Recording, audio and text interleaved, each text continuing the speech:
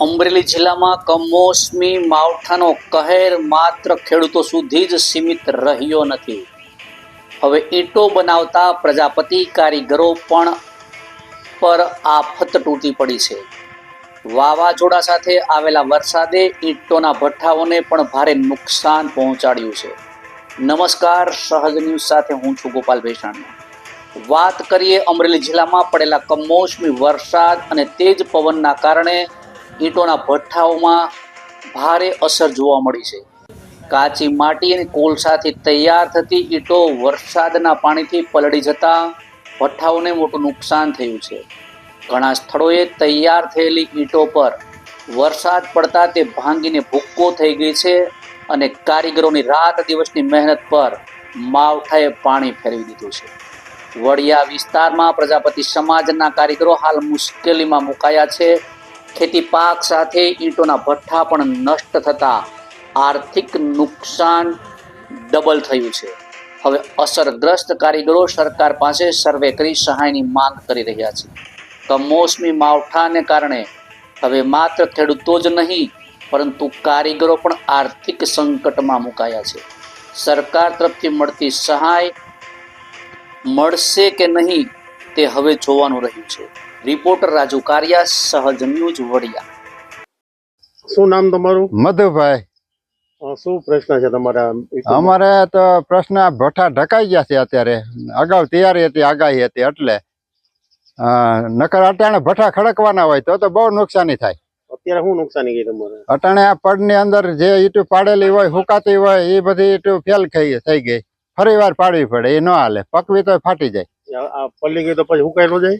હુકાઈ ગયેલી ન હાલે, એ ફાટી જ જાય. હુકાય એટલે ફાટી જાય, પછી પકવવાની જરૂર જ નહીં એને. પછી આ બધી પ્રોસેસ? હા, ફરી વાર નવેસરથી જ બનાવવાની. કેટલી કીટો હશે આ બધી? હા, એક પડમાં 10,000 જેવું હોય. હા. તમારું? સંજયભાઈ. શું વરસાદથી શું નુકસાની થઈ? વરસાદની નુકસાનીમાં એવું છે કે આ 2-3 દિવસથી આગાહી હતી પણ ઢાંકી દીધું, પણ તોય છતાં જેટલું પડમાં ઈંટું પડ્યું હોય એટલી નુકસાની છે. હા, 10-12 હજાર ઈંટુની નુકસાની છે. કોઈ કોલસા પલળી ગયા હોય એ પાછા ફરીવારથી પછી એમાં તાકાત જે તત્વો હોય એ વયું જાય. સમજ્યા? કોલસામાં નુકસાની છે, ઈંટુમાં નુકસાની છે. ઈંટું પકવતા બધાને થઈ હશે? હા, બધાને લાગટ. કુંભાર પ્રજાપતિ જેટલા ભાઈ ઈંટુનો ધંધો કરતા છે, જ્યાં વરસાદ હશે ત્યાં બધાને નુકસાની હશે.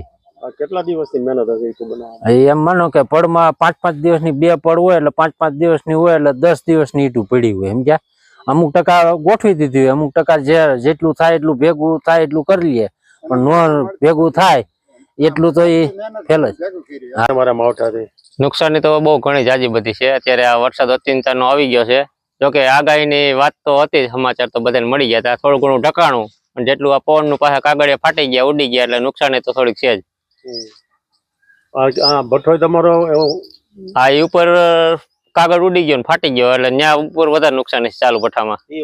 હા, પલળી ગયો. કેટલી ઈંટું છે તમારે? એ 8 થી 10 હજાર ઈંટું છે અંદાજિત, કાચી ઈંટું. એ બધી જો અત્યારે આવી જ થઈ ગઈ છે. આ પાછી રિસાયકલ પાછી બનાવવી પડે. આ પાછી પકવામાં હાલે નહીં. આખો થપ્પો જોઈ લ્યો. કેટલા દીની મહેનત છે? આ રોજ 1200 ઈંટ બનાવે કારીગર. સમજ્યા? તો એવી 10 દિવસની ઈંટું બહાર પડી હોય, કાચી ઈંટું. આ બધી ભૂકો જ થઈ જાય. અત્યારે પાછી માટી જ બની જાય, ગારો જ બની જાય. આ હુકાય તો ઈંટ ફાટી જાય. હવે સમજ્યા? હા, તતડી જાય. આ પકવવાનું ન રહે અને પાછી મજૂરી આને દેવી પડે અમારે.